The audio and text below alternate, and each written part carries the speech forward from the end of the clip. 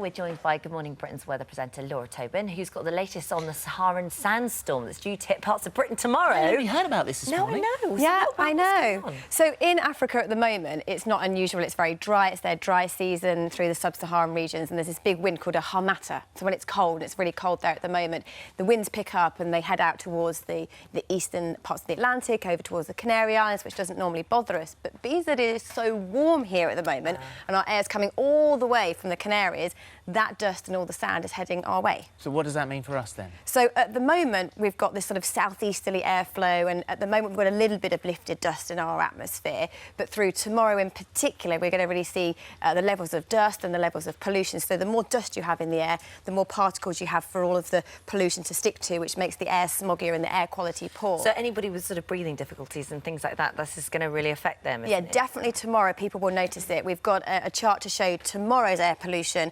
Today it's low, maybe moderate. Tomorrow it's moderate to high across most of England, most of Wales, across the southeast of England, that pink area there. That's where it's going to be very high. We've had this before, haven't we? And you sort of noticed it on your car windscreens and stuff like that, sort of just a fine coating of dust over everything. Yeah. Would be the same That's again? what people will notice a little bit at the moment, apart from it's quite dirty and dusty at the moment from the dry weather we've had, but you'll notice a bit of sand, but particularly tomorrow you'll notice a fair bit of sand on your cars.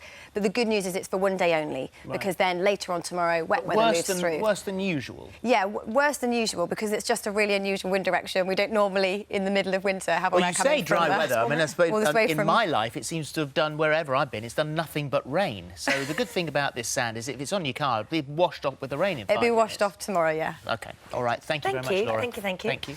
Right, here's what else is coming up this morning at 11:30. Len Goodman's taking on the